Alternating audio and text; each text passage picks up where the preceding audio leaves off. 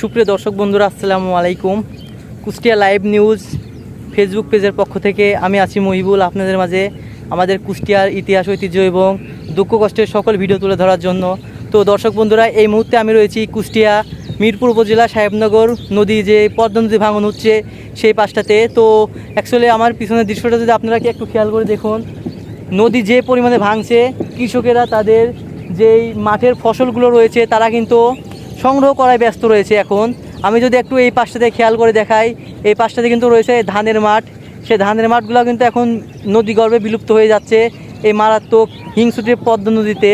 এই পদ্মা নদী ভাঙন প্রতিরোধে যেই বাজেটটি ছিল 1600 কোটি টাকা, সেটাও নাকি হাওয়া হয়ে গিয়েছিল। তো তার পরবর্তীতে এখানে আপৎকালীন বিপদের কাজটি রানিং করা হয় গত 2 দিন ধরে। সেই কাজটি কিন্তু এখনও রানিং আছে, কিন্তু নদীর যে স্রোত, যে জিও ব্যাগগুলো দিচ্ছে, প্রত্যেকটা জিও ব্যাগ কিন্তু একেবারে নদীতে ভেসে নিয়ে চলে যাচ্ছে। যদি সকালের দৃশ্যটা আপনি দেখে থাকেন, আমারই ফেসবুক পেজে রয়েছে, তো সকালের দৃশ্যটাতেই দেখেছেন ওই পাশে যে ইলেকট্রিক টাওয়ারটি ছিল সেখানে কিন্তু অনেকগুলা বড় বড় জিও ব্যাগ ছিল, সবই কিন্তু ধুয়ে গিয়েছে এখন। তো এখন এই পাশটার যদি একটু দৃশ্য তুলে ধরার চেষ্টা করি, আমি দেখুন আমার সামনে কিন্তু এইমাত্র একটি মাটির চাপ ভেঙে পড়লো।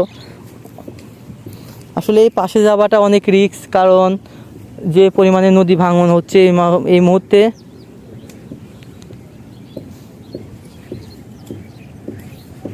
দেখুন, কৃষকেরা তাদের ফসলের যেই মাঠ, সে মাঠের সম্পদগুলো কাটায় এখন ব্যস্ত রয়েছে, কারণ এই মাঠটি শেষে আর থাকছে না, সব ভেঙে যাচ্ছে এই হিংসুটে পদ্মা নদীতে। একটু যদি মাটির দিকে খেয়াল করুন, দেখুন আসলে বন্ধুরা, এখানে যেই নদী ভাঙন হচ্ছে, এই নদী ভাঙনটির মূল কারণ কি? তো অনেকেই বলবে কুষ্টিয়াতে বালি উত্তোলন করা হয়, সেই কারণেই এই নদী ভাঙনটি হয়ে থাকছে। আর আমি যদি বলে থাকি যে রূপপুর ইলেকট্রিক যে বিদ্যুৎ কেন্দ্রটি হয়েছে, রূপপুর পারমাণবিক বিদ্যুৎ কেন্দ্র, ওইটার কারণে হয়ে যাচ্ছে। কারণ এই যে রূপপুর বিদ্যুৎ কেন্দ্রটি হচ্ছে, ওইখানে প্রায় 1 থেকে 1.5 কিলোমিটার নদী তারা কিন্তু তাদের দখলে নিয়ে নিয়েছে। এবং এই যে পদ্মা নদীর শাখা একেবারে কুষ্টিয়ার দিকে ঘুরে গিয়েছে, যাতে এই কুষ্টিয়ার এলাকাটি সবই ভেঙে চলে যাচ্ছে, নদীগর্ভে বিলীন হয়ে যাচ্ছে, শুধুমাত্র এই রূপপুর পারমাণবিক বিদ্যুৎ কেন্দ্রের কারণে।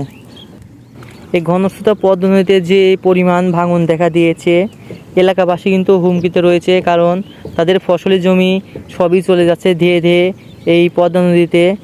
আজ যদি আমি একটু সাহেবনগর যেই পূর্ব পাড়াটি রয়েছে সেই পাড়ার মানুষের কথা বলি, তারা কিন্তু আজ অনেকেই তাদের বসত বাড়িটি খালি করে ফেলেছে।